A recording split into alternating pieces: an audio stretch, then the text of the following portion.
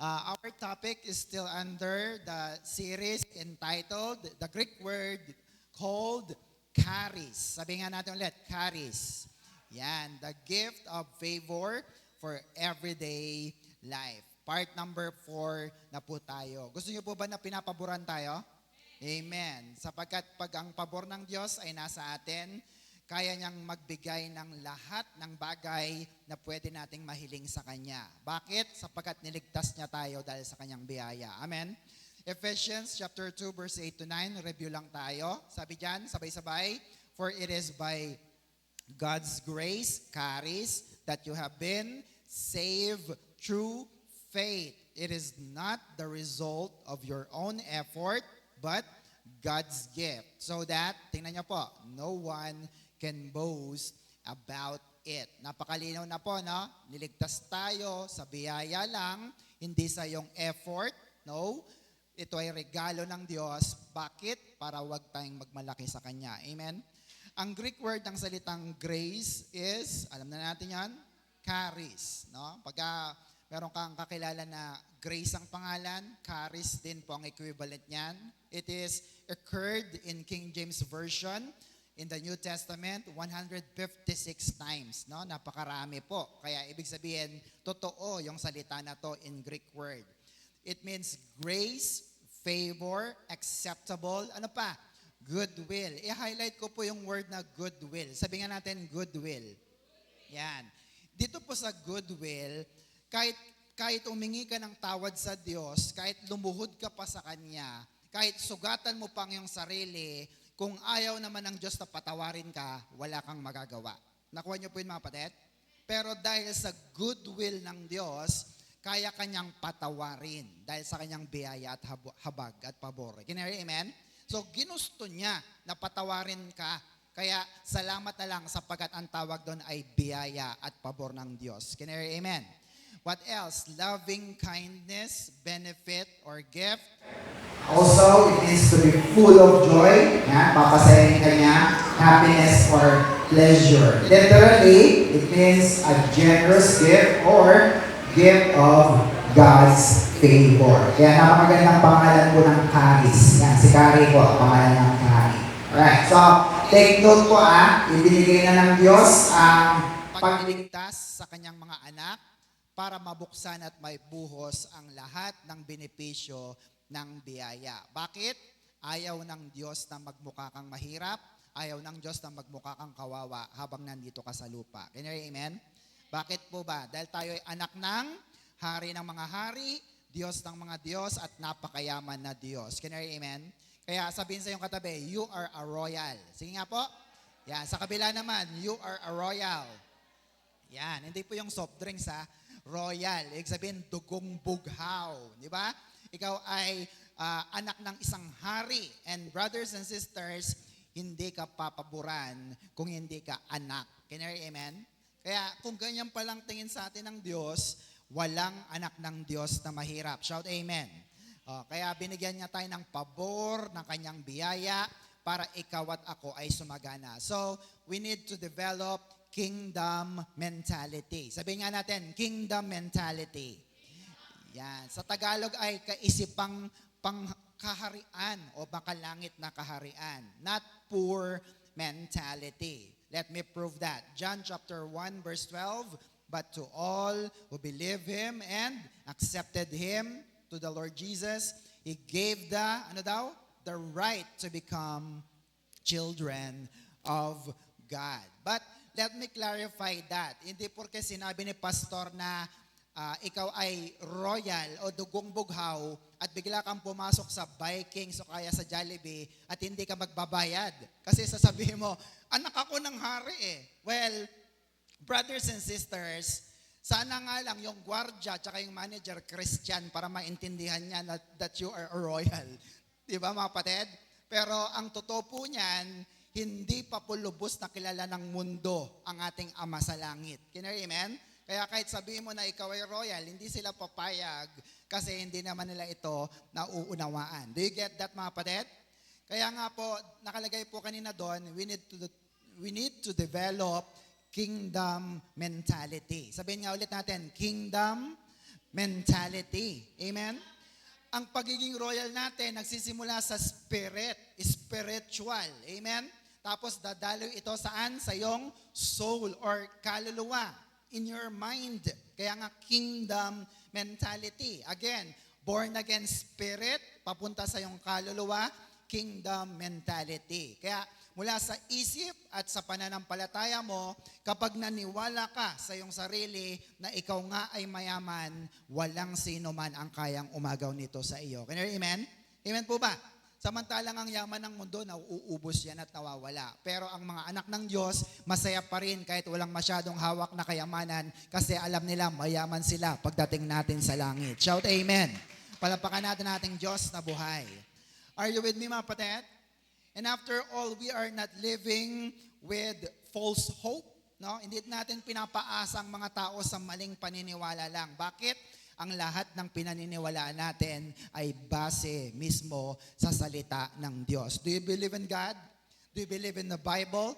Kung totoo ang Biblia at totoo ang Diyos natin, lahat ng nakasulat dito pwede nating panghawakan. Shout amen. Pag sinabi ng Diyos, tutuparin niya at ang kailangan lang natin ay maniwala. Do you believe that, brothers and sisters? Amen. Next po, our God is our Dad. And our God is what? A very rich God. Naniniwala ba kayo?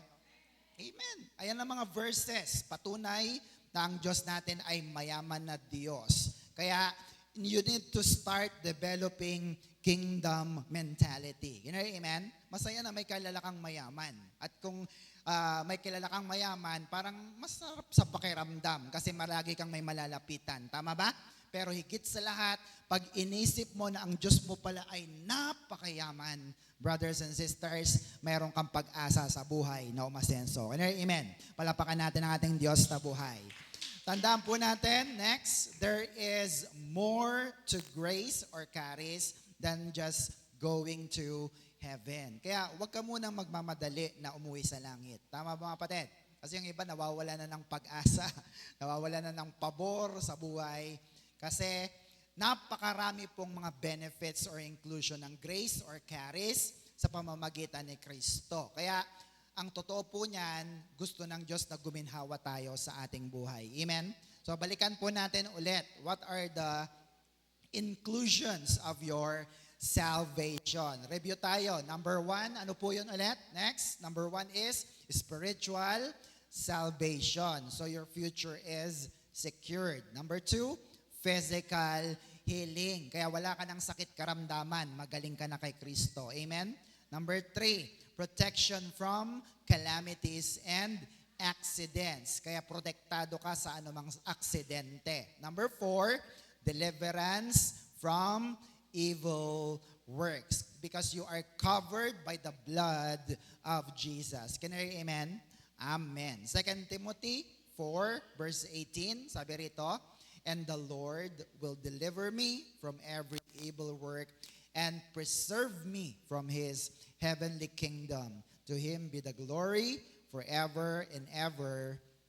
Amen. So, ang ibig sabihin po ng word na deliver ay set free. Sa Tagalog ay pinalaya or malaya ka na. Ibig sabihin po niyan, maraming bagay ang pinalaya ka na ng Diyos. Kaya amen? Kaya ang tanong ng iba, Pastor, kasama ba sa utang? Kasama ba sa pinalaya ako, ay pinalaya na ako ng Diyos sa utang? Totoo ba yan mga kapatid? Malaya na ba tayo sa utang? Amen. Kung maniniwala ka sa salita ng Diyos. Amen po mga kapatid? So, look at this, brothers and sisters. Next, all of us has a spiritual debt we cannot pay. And only God can pay that debt for us through Jesus. Jesus paid it for us in full. Sabi ng Colossians 2:14. Kaya tingnan nyo po yan. Sabi ng definition, kung binayaran ng Diyos ang iyong utang sa kasalanan na hindi mo nga kayang bayaran, hindi kayang bayaran din ng Diyos ang lahat ng utang mo sa pananalapi at pera. Kaya ba? Amen? Kayang-kaya. Binayaran niya ngayon, hindi mo kayang bayaran eh. Tama ba mga kapatid? Kaya kaya rin niya na paginawain ang iyong buhay sapagat ang ating Diyos ay Diyos na mayaman, Diyos na hari, at Diyos ng mga Diyos. Amen? Kaya mabubuhayan tayo ng pag-asa. Look at this, Romans 8:32. Since God This did not spare even His own Son, Jesus Christ, but He gave up for us all. But He gave Him up for us all. Tingnan niyo po, hindi niya ipinagkait. He did not spare Jesus. ibinigay niya ito para sa lahat, sa iyo, sa akin, para sa lahat.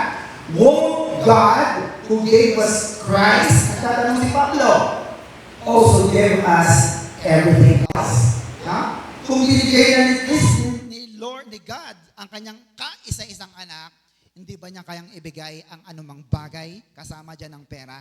Kaya po ba mga kapatid? Kayang-kaya. Kaya brothers and sisters, kapag ibinigay na ng Diyos ang pinakamahalagang meron siya sa langit, ano pa ang hindi niya kayang gawin at ibigay? Brothers and sisters, wala na. Kaya nang ibigay ang lahat ng mga pangangailangan. Kaya nang ibigay ang pera ang kailangan mo kung ito ay ayos sa kalooban ng Diyos. Amen? Amen po ba? Amen. So, nung nakaraan ay isiniwalan na natin ang pasabog na ito. Look at this. Poverty is a devil's work. Amen mga kapatid? Hindi gusto ng Diyos na maghirap ka. Ang gusto naman ng demonyo, mabaon ka sa utang, mabaon ka sa matinding kahirapan para lalo kang lumayo sa Diyos. Can you hear, amen? Pero yun nyo ang demonyo ang gumagawa ng kapahamakan sa atin, pero minsan ang sinisisi pa natin ng Diyos. Do you get that? But mantakin po ninyo, poverty, tandaan niyo yan, ang kahirapan ay pagkilos ng satanas na diablo. John chapter 10 verse 10, look at this. The thief's purpose is to steal, kill and destroy. My purpose, si Jesus, is to give life in all its fullness. Amen mga kapatid? Kaya yung ating pong kalaban na si Satanas, ang magnanakaw, kaya kanya pinapabayaan na mabaon sa utang kasi gusto niya na maghirap ka sa iyong buhay. Pero may good news. Dumating na si Kristo para bigyan tayo ng sagana at todo-todo buhay kung tayo mabubuhay ay sa kanyang kalooban. So, amen. Para pakalanan ng Diyos. But take note, next po, nung nakaraan, sabi ko rin, borrowing money is not a sin. Sabi sa katabi, hindi masamang humiram. Amen mga kapatid? But our mindset is always to value, hard work, magtrabaho as often as possible to refrain from borrowing money. No? Ang Biblia, hindi ka hihikayatin na manghiram ng manghiram, kundi ang gusto niya, magsipag ka ng magsipag at mag-ipon para hindi ka na manghihiram. Can you hear, amen? Amen po ba? Tingnan niyo po, Exodus 22:14-15. If anyone borrows an animal, o kaya anumang bagay or pera from someone else and it is injured or dies when its owner is not present, ano nakalagay? He must pay for it. No? Malinaw, yung naka-highlight lang. Pag nanghiram ka, pay for it. Bayaran mo. Amen mga kapatid? Amen po ba? Amen. Pero, syempre, tao tayo eh. For the record, hindi talaga natin maiiwasan ang manghiram. Tama ba mga pare?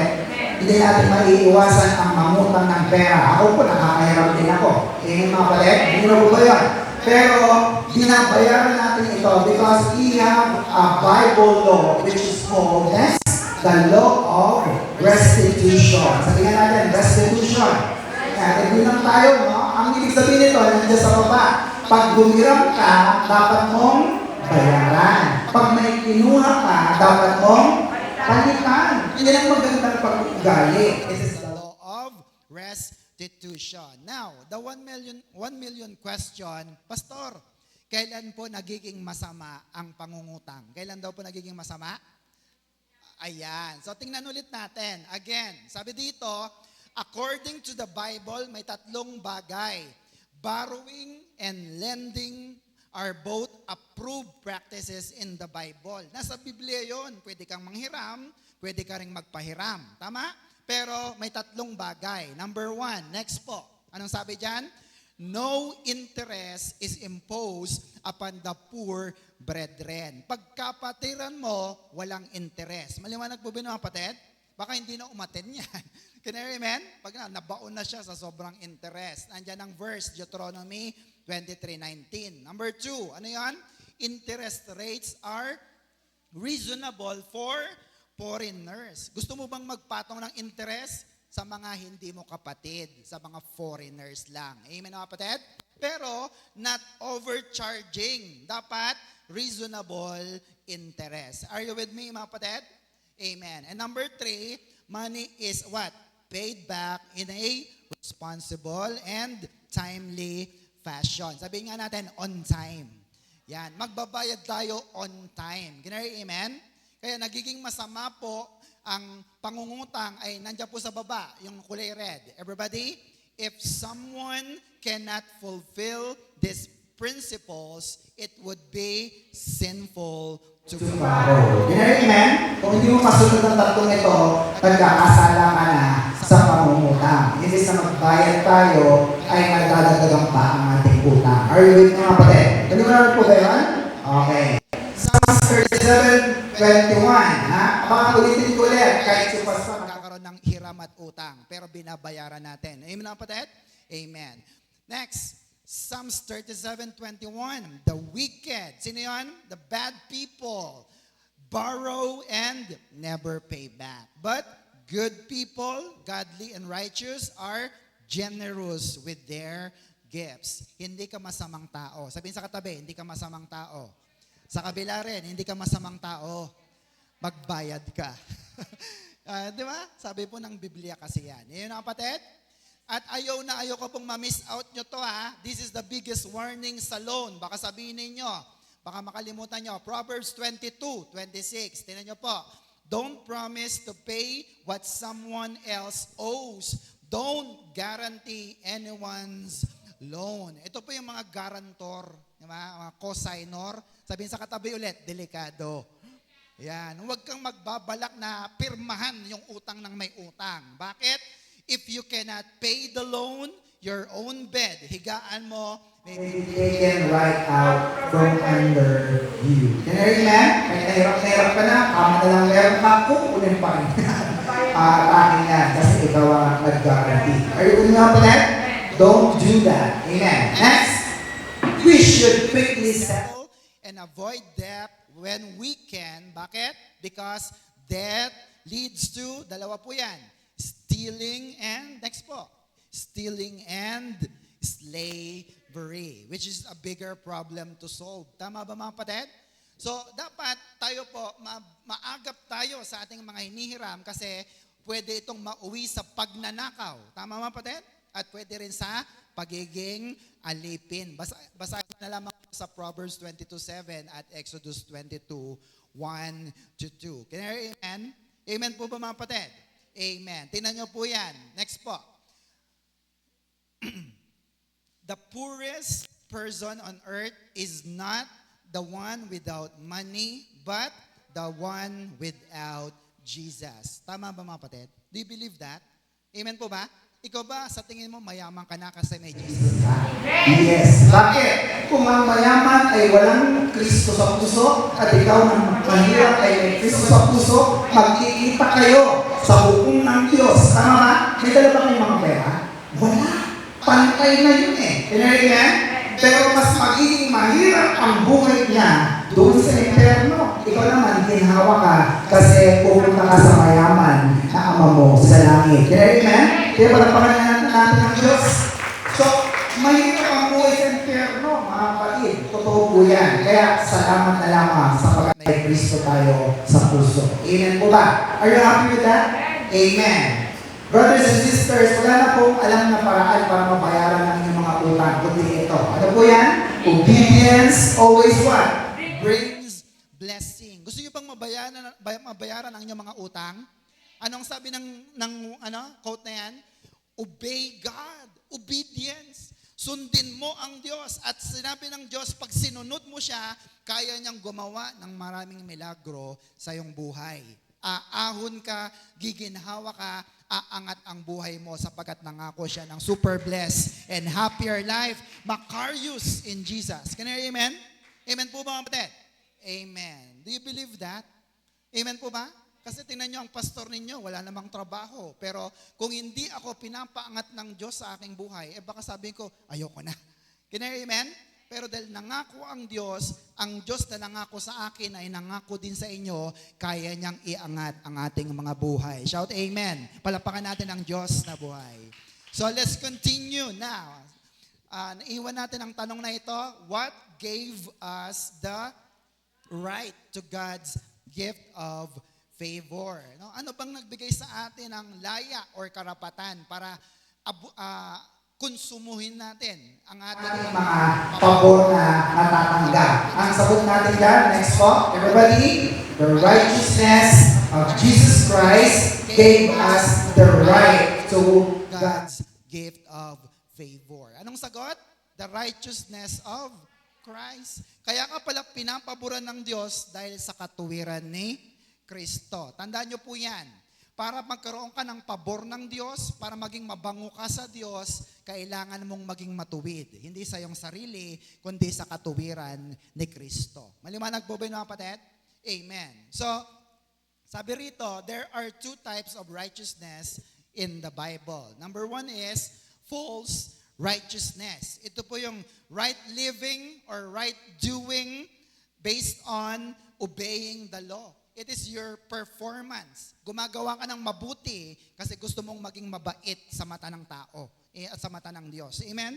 That is false righteousness. Ang pangalawa ay true righteousness. Ano po yon? Right standing. It is Christ's performance. Ito pala yon. Gusto mo bang maging maganda ang tingin sa'yo ng Diyos? Dapat magkaroon ka ng righteousness or katuwiran ni Kristo. Basahin po natin. Philippians chapter 3, verse 7 hanggang 8. Sabi po rito, but whatever was to my profit, I now consider loss for the sake of Christ. No? Maganda pong i-compare natin sa NLT, nandiyan sa baba. Sabi niya, I once thought all these things are so very important. But now, tingnan niyo po, I consider them, worthless. Bakit? Because of what Christ has done. Amen po ba?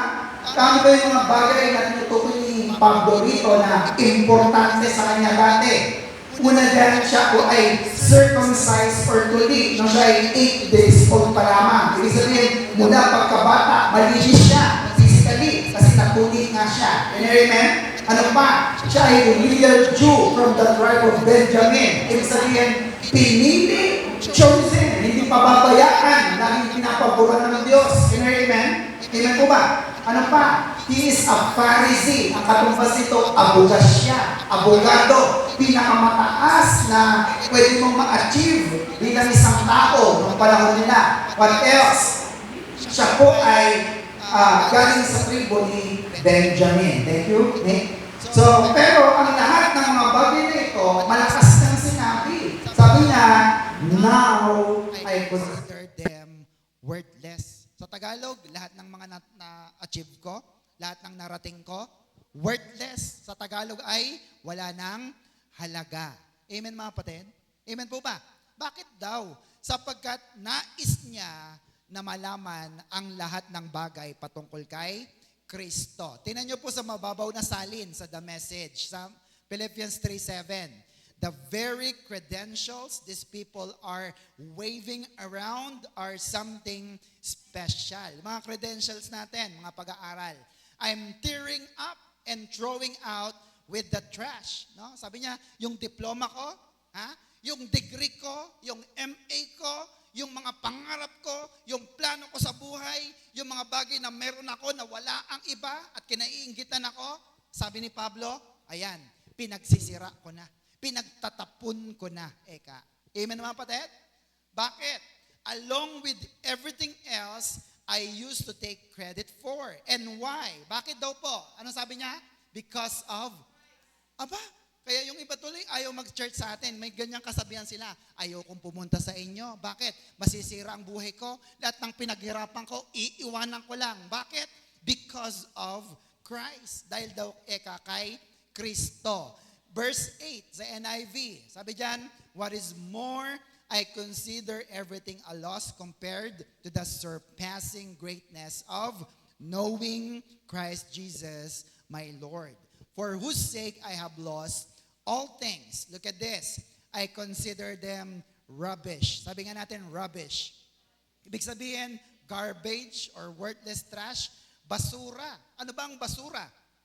Ang basura, pwede mo nang itapon. Tama mga kapatid? Wala na itong pakinabang. Wala nang halaga ito sa iyo. Dati meron, pero nang makilala mo si Kristo, nakita mo na lahat pala ng iniipon mong pera, mawawala din. Tama ba mga kapatid?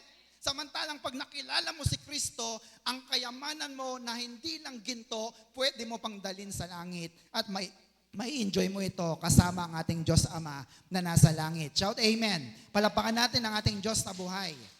Can I hear amen? Kailan ito nangyari?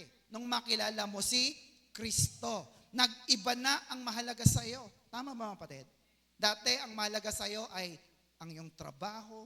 Mahalaga yan. Ang iyong edukasyon, ang iyong propesyon. Mahalaga po ba yan? Yes. Pero nung naging anak ka na ng Diyos, mahalaga na ba sa iyong pagcha-church? Totoo yan? Mahalaga na ba sa inyo ang maglingkod sa Diyos?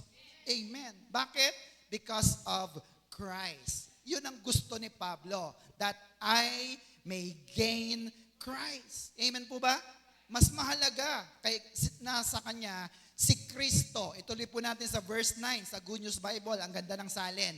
Philippians 3, 9-11. Everybody, and be completely united with Him, Jesus. I no longer have a righteousness of my own. That kind is gained by obeying the law. I now have, the righteousness that is given through faith in Christ. The righteousness that comes from God and is based on faith. No? Siya ngayon ang kanyang katuwiran, kaya siya nagiging mabango, kaya siya nagiging maganda ang tingin sa tao, hindi na dahil sa mga magaganda niyang ginawa. Sabi niya, it is now because of the righteousness given through faith in Christ. Amen po mga kapatid? Mas maganda yon. Bakit? Hindi ito nauubos at hindi ito nawawala. Verse 10, all I want is to know Christ and to experience the power of His resurrection, to share in its suffering and become like Him in His death. Now, tatanungin ko kayo, madali bang give up ni Pablo yung kanyang mga achievements? Madali ba? Ipamimigay mo na lang yung mga credentials mo? Parang hindi madali. Pero nagkaroon siya ng madaling pananaw sa buhay at madaling desisyon sapagkat nagkaroon siya ng ibang interest sa isang yaman na hindi nauubos. Ano yon? Knowing Christ. Amen mga kapatid? Ang Greek word ng salitang know ay ginosko. Sabi nga natin ginosko. Yan. To feel, to speak and become acquainted with. Kasama mo talaga. And to experience. Can I hear amen? Ang gusto ni Pablo, maranasan niya mismo si Kristo. Tatanungin ko po kayo, naranasan niyo na po ba si Kristo? Amen? Ang tawag po doon, kung talagang naranasan mo siya, ginosko. Let me give you an example. Ang snow ay malamig. Tama ba? Malamig po bang snow? Nakahawa ka na? Hindi pa. Ang tawag doon ay oida. It is only a thinking. Pero ang ginosko, pumunta ka sa Amerika, dumampot ka ng snow, Sinabi ko sa katawan mo, naramdaman mo malamig. Amen? Ganun ang gusto ni Pablo na mangyari, na maranasan niya mismo sa kanyang sarili ang lahat ng naranasan ni Kristo. Bakit? Isa lang ang gusto niya, to share suffering and become like Him in His death. Amen? Bakit po? Sapagkat nais niya rin maranasan ang muling pagkabuhay ni Kristo sakaling siya man ay mamatay. Amen? Amen po ba mga kapatid? Amen. Kaya, ang naranasan ni Lord Jesus na hirap, kahit sa kamatayan, total, lahat naman tayo mamamatay. Tama ba? Amen po mga kapatid? Sa mundong ito, puro hirap, puro sakit at problema. Pero para saan? Nagpapagod ka, naghihirap ka. Para saan? Para saan? Wala. Do you believe that? Do you agree with that? Why? Kasi lahat ng bagay na meron tayo, mawawala din. Tama mo ito eh? Pumalakpang ako naniniwala. Mawawala ito kalaunan. Walang matitira ang isa sa'yo. At pag namatay ang tao, mamamatay din siya. At pag namatay siyang wala siyang Kristo sa puso, lahat ay wala sa Kanya. Amen mga kapatid? Amen po ba? Amen. So, mas maigit pa raw eka na mamatay siya at maghirap siya para kay Kristo. Bakit? Verse 11, next po.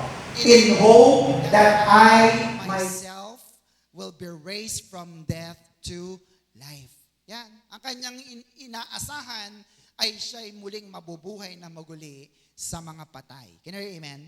Yun ang mas masarap. Kasi hindi ka na mamamatay, may buhay na walang hanggan ka. Can you hear amen? Kaya po, ang pinakamahalaga ay ang relasyon mo kay Jesus. Tama? Amen po ba? Para tunay natin maranasan ang kanyang nasaksihan at naranasan. Matthew 11:28, ito ang kanyang paanyaya. Are you tired? Ikaw ba'y napapagod? Sino sa inyong pagod sa maghabang pagtatrabaho? Amen? Burn out, no? Worn out on religion. Ano sabi ni Jesus? Come to me. Sabi nga natin, come to me. Diba? Get away with me. No? Sama ka sa akin. Tara, takas tayo sa mundong ito. Let's get away with the world. Huwag ka nang manghinayang sa buhay mo sa mundong ito, sabi ni Jesus. And you will recover your life. I'll show you how to take a real rest. 29. Walk with me. Lumakad ka, kasama siya. Work with me. Matrabaho. Kasama siya. Watch how I do it. Learn the unforced rhythm of grace, biyaya. I won't lay anything heavy or ill-fitting on you. Sabi ni Jesus, hindi kita pahihirapan.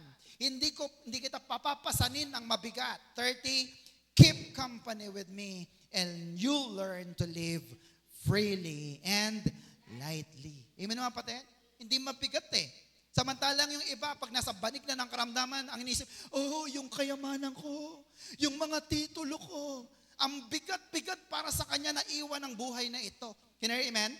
Pero pag natagpuan mo si Kristo, ang sabi niya, I will give you life freely and lightly. Magagaanan ka na kasi papaginhawain ng Diyos ang iyong buhay. Shout amen. Palapakan natin ang ating Diyos na buhay. Amen po ba mga kapatid? Amen. So, let's answer the question next. How did we become righteous? No? Paano tayo naging matuwid? No? Para pansinin tayo ng Diyos, dapat ikaw ay banal at matuwid. Do you get that? Para paborang ka ng Diyos, dapat ang tingin sa'yo ay malinis at matuwid. Anong sagot natin? Is it by doing righteousness? No. Paano ka naging matuwid? Anong sagot natin? Through imputed righteousness. Sabi natin, imputed. Righteousness. Amen po ba? Ang ibig sabihin po ng imputed righteousness ay impartation, credited or attributed or inassigned. Ibig sabihin ganito, wala ka dati, pero dahil binigyan ka, nagkaroon ka na. At ano po yung nagkaroon ka na wala ka dati? Katuwiran ni Kristo. Amen? Amen po ba? So, nakalagay dyan, next po, it is when a believer, everybody read, sa nakakita, it is when a believer becomes righteous by placing Christ's righteousness upon us through faith in His death on the cross. No? Ang isang mananampalataya, nagiging matuwid lamang sa mata ng Diyos kapag ibinis na sa Kanya ang katuwiran ni Kristo. Amen mga pala? Amen po ba?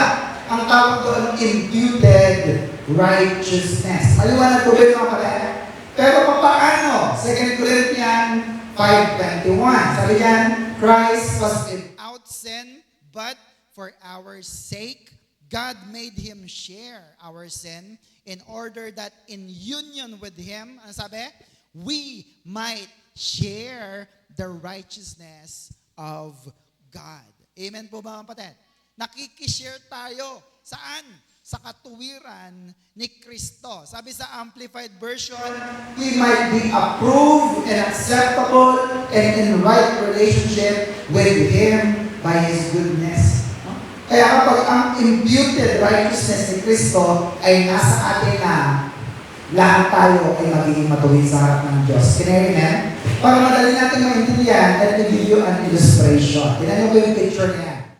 nakita nyo po? Yung nasa baba, our guilt is credited to Jesus on the cross. Yung kasalanan mo, yung guilt feeling mo, napunta kay Jesus. Pero tingnan nyo anong nangyari sa kasunod, yung nasa taas. Christ's righteousness credited to us. Amen mga kapatid? Ang tanong ay ito, ang ibinigay mo kay Kristo kasalanan, ang binigay ni Kristo sa iyo katuwiran, sinong lugi? Tayo o si Kristo? Si Kristo. Tama ba mga kapatid? Pero pinili niya itong gawin. Pinili niya ito na ibigay sa atin. Bakit?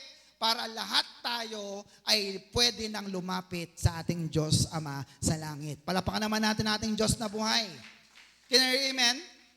Tapal or imputation. Ibig sabihin ganito po, ito ang Kabanalan ni Kristo, itinapal sa iyo, kaya sinong nakikita? Ikaw ba o si Kristo? Si Kristo na, kaya kapag tumawag ka sa Ama, hindi na ikaw ang nakikita, kundi ang kabanalan ni Kristo. Kaya naririnig na niya ang lahat ng iyong mga panalangin. Kaya tayo na natin, palapakan natin ang Diyos sa buhay. Itinapal ka, kaya huwag ka na maghinayang na tumawag ng Ama. Tama ba pala?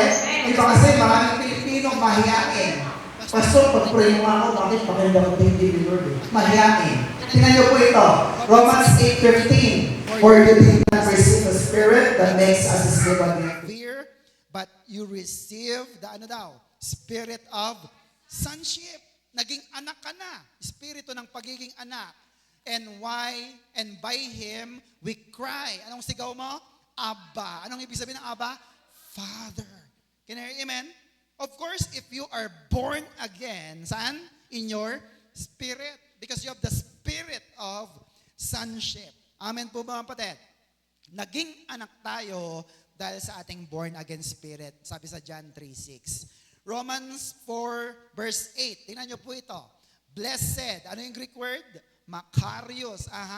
Is the man to whom the Lord shall not impute sin. No? Mapalad daw super blessed ang tao na hindi itinatapal ng Diyos sa kanya ang mga kasalanan niya. Tama mga kapatid? Ang ibig sabihin po ng salitang impute sa ibang version, NLT, whose sin is no longer counted against them. Hindi na binibilang yung kasalanan mo. Sa New Century Version, does not consider guilty. Diba? Bakit nabibitay ang isang tao? Guilty. Ba't siya napaparusahan? Guilty. Dito, hindi ka na guilty. Sa God's Word, no longer considered sinful. Hindi ka na makasalanan. So the message, the Lord does not keep score. So wala siyang isinusulat na listahan. Di ba ang tao ganito? O nakakalima ka na, isa pa, yari ka sa akin. Tama? Pero ang Diyos, He does not keep score. Kahit nagkakamali tayo, pinapatawad pa rin tayo ng mapagmahal at mahabaging Diyos. Shout amen. Amen. Ang Greek word ng salitang impute ay, next po, logidzo mai. Sabi nga natin, logidzo mai. Yan. It means to compute, calculate, count over, to take an inventory. Binibilang, tinitignan kung kompleto. Metaphorically, to pass on to one's account. From the Latin, imputare, which means enter into an account. Parang ganito po yan. Kumbaga sa pera, ikaw meron kang bank account, di ba? Pero walang pera yung bank account mo. Ano ang ginawa ng Diyos? Lugedzumai. Inilagay ng Diyos ang kanyang mga pera, ang kanyang mga ipon sa iyong account. Bakit? Para makabayad ka ng iyong utang, para makabili ka ng iyong gusto. Can you hear amen? Amen po ba? Amen po ba? Pero tayo, ang ibinigay natin sa Diyos, utang. Amen mga kapatid? Na hindi natin kayang bayaran. Kasalanan, mga atraso. Kaya, ang Diyos na buhay at kay Kristo, na kay Kristo, siya po ang lugi. Pero pumayag po siya makipagpalit sa pwesto natin. Ganun, amen? Tayo ang may utang, tayo ang dapat mamatay. Pero si Jesus ang namatay para sa atin. We call it, next, the Great Exchange. Sige, sabihin natin, the Great Exchange. It means your life for Christ's life. Do you get that? Gusto niyo po ba yan? Yung buhay mo, kapalit ang buhay ni Kristo. Amen mga kapatid? Amen po ba?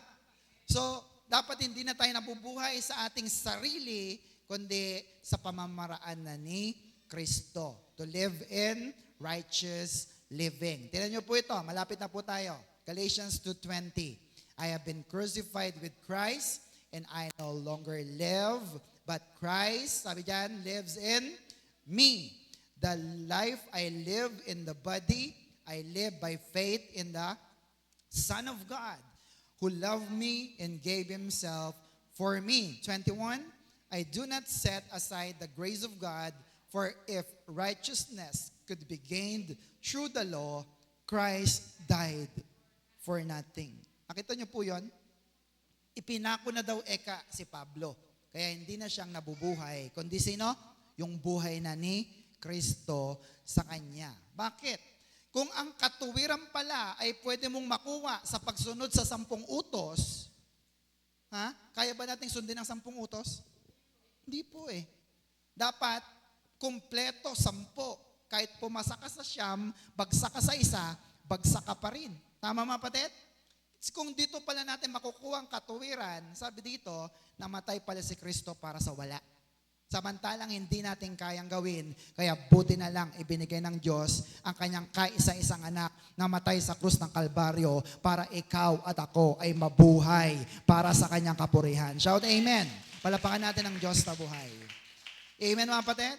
All for His glory. And by the way, ang ating pong 9th anniversary theme ay My Ministry, All for His glory. Again, my ministry, all for His glory. Can you amen?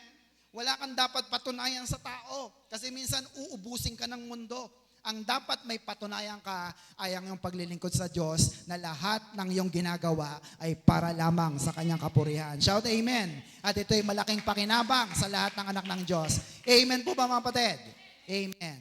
Kaya hindi po isinasantabi ni Apostol Pablo ang katotohanan. Kasi ito po ang dahilan kung bakit siya nakakapamuhay ng may katuwiran. Ito ay dahil sa biyaya ng Diyos na buhay. Amen mga kapatid? Hebrews 2:11. Jesus who makes people holy are those who are made holy, and those who are made holy are from the same family, so He is not ashamed to call them His brothers and sisters. Hindi na tayo nakakahiya na tawagin ni Kristo na kapatid. Tama? Kasi lahat tayo ay ginawa ng banal dahil kay Kristo at binigyan ng karapatan na maging anak ng Diyos. Ano po yon? John 1:12. Amen? Amen. So, last question. Who is our righteousness? Anong sagot natin? Sino ang ating katuwiran? Sigurado ba kayo? O basahin muna natin. 1 Corinthians 1:30. You are partners with Christ Jesus because of God. Everybody, Jesus has become our wisdom sent from God, our righteousness, our holiness, and our ransom from sin. 31, as Scripture says, whoever brag must brag about what the Lord has done. Amen mga kapatid? No? Kung sino man ang gustong magmalaki, magmayabang siya sa ginawa ni Kristo. Can you amen? Sapagat si Kristo ang ating katuwiran, our righteousness. Again, tanong ulit, who is our righteousness? Next po, who is our righteousness? Anong sagot natin? Jesus. He is Jesus. Dapat sigurado ka sa sagot mo Who is our righteousness? Jesus. Is that your final answer? Yes, yes, yes. You are correct. Because our righteousness ay walang iba, kundi ang ating Panginoong Jesus na buhay. Shout amen. Amen. And therefore, next, our righteousness in Christ is perfectly permanent. Amen mga kapatid? ang iyong katuwiran kay Kristo, hindi na nawawala. Hebrews 10:14, last two verses. With one sacrifice, He, Christ, had made perfect forever those who are purified from sin. Wow! Dahil sa isang hain, yung ginawa ni Kristo sa krus ng Kalbaryo, ginawa ka ng perfect. Ano pa? Forever. Those who are purified from sin. Kaya nga po, sabi ng 1 John 1:9, next po, if we confess our sin, ano po ang sabi? He is faithful and just and will forgive our sins and purify us from all unrighteousness. Kaya hindi ka na unrighteous. Papatawarin ka ng Diyos pag pinahayag mo, humingi ka ng tawad sa ating Diyos na buhay. Can you hear amen? Amen po ba? Last verse, John 1:29. The next day, John saw Jesus coming toward him. Sabi niya, look, the Lamb of God who takes away the sin of the world. Ito yung dahilan, ba't bumaba si Kristo? Para alisin ang kasalanan ng lahat ng tao sa sanlibutan. At ito po ay dahil siya ang kordero or lamb na alay. At sa John 19:30, ang sabi niya, after Jesus has taken the vinegar, He said, it is finished. Tapos na. Then He bowed His head and died. No? Hindi sinabi ni Jesus na I am finished. Ang sabi niya, it is finished. Pakipindot ulit. Sabi niyan, ang ibig sabihin ng Greek word na it is finished ay tetelestai. Sabihin nga natin, tetelestai. Yan. Ang ibig sabihin po nito, ito yung sigaw ng isang mananagumpay. Gagaya ng isang magsasaka na maghapong gumawa. Pagdating ng hapon, sasabihin niya, tetelestai. Natapos ko na, naganap ko na ang lahat ng bagay. Can you hear amen? Kasama dyan ang ating permanenteng kaligtasan. So, next. Therefore, everybody, pakibasa, you cannot lose your salvation. Tatanungin ko kayo, nawawala bang yung kaligtasan? Kahit magkasala ka? Totoo yan? Kasi kung alam mo na nawawala ang iyong kaligtasan, ang tanong ay ito, ilang kasalanan ang pwede mong magawa para mawala? Ilan? Wala namang sinabi. Tama kapatid? At paano mo malalaman na nawala kung hindi mo naman alam kung totoong meron? Tama kapatid? Tama po mga kapatid. Pero sabi ng Biblia, you cannot lose your salvation. Bakit? Sabi niya sa baba, if you got saved by grace through faith, then you cannot lose your salvation by your works or performance. Can you hear amen? Dahil naligtas ka sa biyaya ni Kristo, maliwanag yan, bakit mawawala ito? Dahil lang sa iyong ginawa. Hindi dahil sa biyaya ni Kristo. Can you hear amen? Hindi mawawala ang iyong kaligtasan. Last verse, Ephesians 2:8-9, sabay-sabay.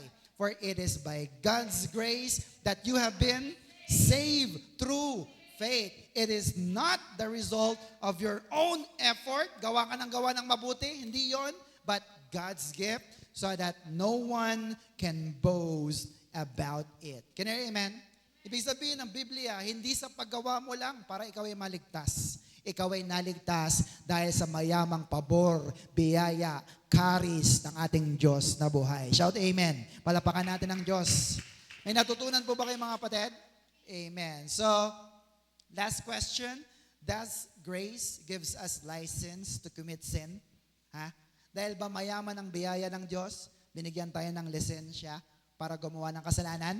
Sasagutin po natin yan next week. Huwag kang mawawala. Can you hear amen?